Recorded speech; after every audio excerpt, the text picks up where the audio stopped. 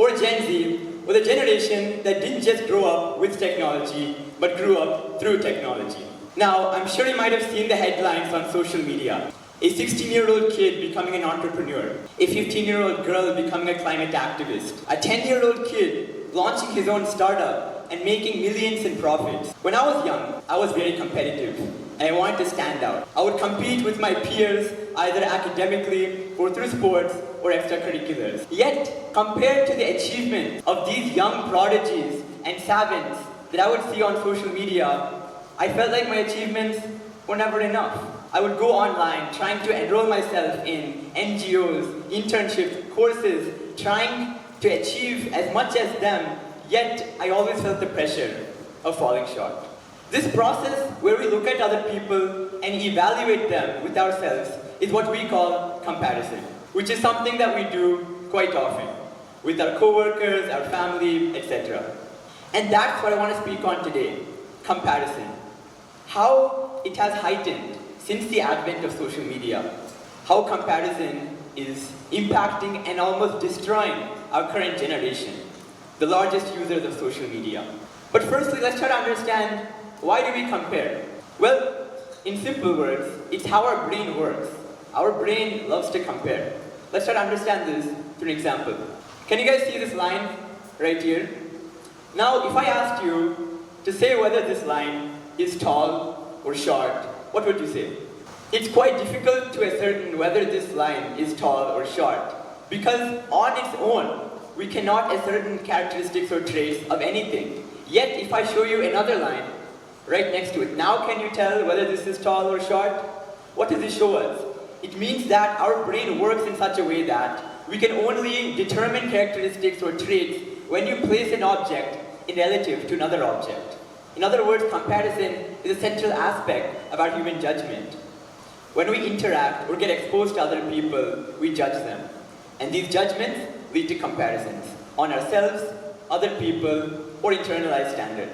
Comparison has taken a shift over the last few generations.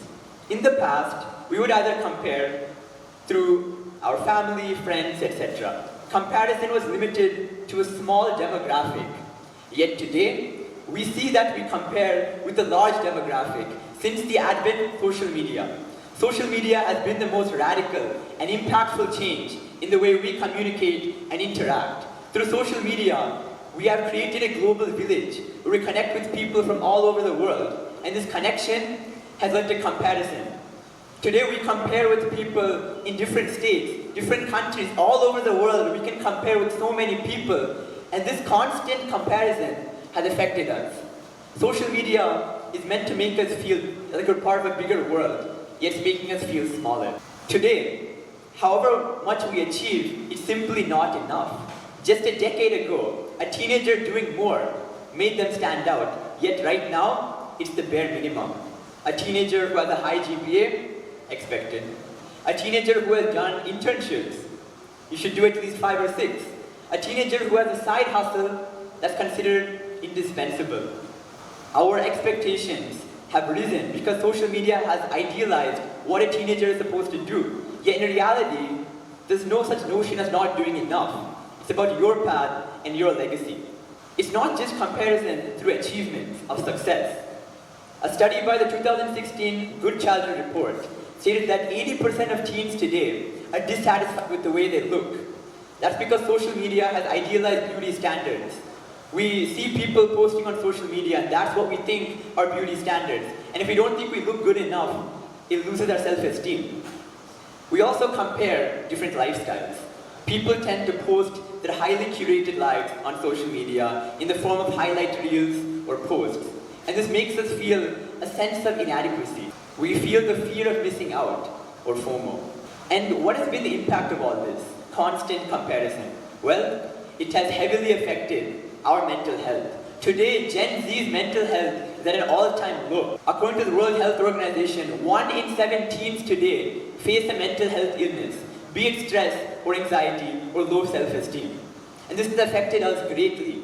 There's also been studies which have correlated comparison with social media addiction. Let me ask you guys a question. Have you ever seen a confident, successful person being addicted to social media? Probably not. And why is that? Because your self-esteem determines your social media addiction. As you can see, when we consume social media, we tend to compare.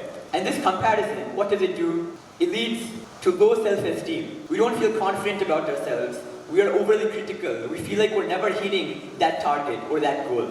Sometimes our low self-esteem can be seen as overconfidence. We disguise our self-esteem in narcissism. Narcissism has heightened among Gen Z today. What does this do to us? When we have low self-esteem, we want to keep on consuming social media. When we get a notification from our phone, we get a dopamine hit. We want to know who texted us. We want to know if people liked our story or liked our post, because that's a sense of validation for us. We depend and thrive on this external validation to make us feel worthy, to make us feel valuable. And this has led to social media addiction. In fact, a cycle of social media addiction. We compare through social media. Our self-esteem goes down. To combat that, we consume more social media to make us feel better. We compare more, and you can see how the cycle works. So all of Gen Z's mental health issues, our social media addiction, our identity crisis that we face, it all stems from comparison. If we can stop comparison, we can live happier lives. And our generation can also benefit from this. Generation Z is a transformative and unparalleled generation with immense potential. We are a generation of change makers. From climate change protests to equality movements, we have made our voice heard, yet our potential is still massive. If we can make use of how we use technology, if we can actually control how much social media affects us through comparisons, we can achieve our success. And as a generation, Gen Z can do so much more. Now, I believe that Generation Z is facing something called the floating duck syndrome. Okay, so I'm sure you might have seen a duck floating on a stream. It looks as though a duck is floating quite effortlessly, gliding and swimming across the stream. Yet underneath the surface, underwater, a duck has to paddle so rigorously and furiously to stay afloat. And that's the condition of Gen Z. We Gen Z are often seen as the most entitled generation. We seem like a generation who have so many benefits because we are a digitally native generation. We are the generation that have access to social media and the internet. We are seen as an entitled generation. Yet in reality, underneath the surface, we Gen Z are struggling. We are struggling with adapting to the constant comparison and expectations that limit us. So what can we do about it? How can we overcome and fight against comparison? Well, one way I was able to overcome comparison in my life is by owning my achievements. So I had grown up in the United States for 11 years, and I had shifted to India later. And when I was in 9th grade, I had to take a second language as Hindi. Now, I did not know Hindi at all, and I had to study this language for the next 2 years and attempt my board exam.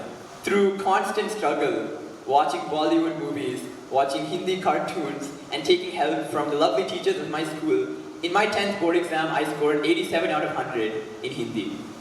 To you guys, this might not seem like much of an achievement, yet to me, it represents my struggle and my journey in learning a language that I was not familiar with at all. On social media, you might find someone who has learned a language in 1 year, a month even, and it might have taken me 2 years to learn Hindi. Yet to me, my journey will always mean a lot. I don't need to compare anymore. So if you can own your achievements, if you can think back to the time you achieved so much, then you won't need to feel that you have to compare, because your journey, your struggle will have immense pride and it will bring immense glory to you. A second way that we can overcome comparison is by curating our digital space. Follow the unfollow to follow principle. Try to unfollow our creators or influencers who promote negative standards. If you find a creator who doesn't make you feel confident, unfollow them. Follow more positive creators that promote positivism and realism and actually make you feel valuable and inspire you. Number 3, in my entire speech, I talked about increase in comparison in Gen Z. I didn't speak about increase in competition. It is an assumption that Gen Z is a very competitive generation, because the truth is there's not much competition today. We think there's so much competition, yet if you think about it, all of us have the same devices, same smartphones, same access to internet and social media. So if you want to overcome comparison, that the competition that you think you're worrying about, all you have to do is manage social media. If you can manage how social media affects you, if you can handle social media addiction, if you can be mentally resilient and have a strong sense of self and a sense of worthiness in you, the competition is yours. You don't have to compare with anyone except the person you were yesterday. Now, I want to quote from our lovely speakers today.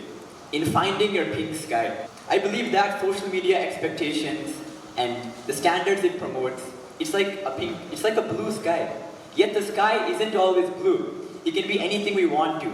Just like that, social media expectations should not be constrained upon you. Your expectations can be whatever you want. They can be like a pink sky or a blue sky or even anything else. You make your own path, you make your own legacy, and I believe that we can control how much we compare. You and our generation as a whole can rise above it, and you can achieve your path to success. Thank you so much, everyone.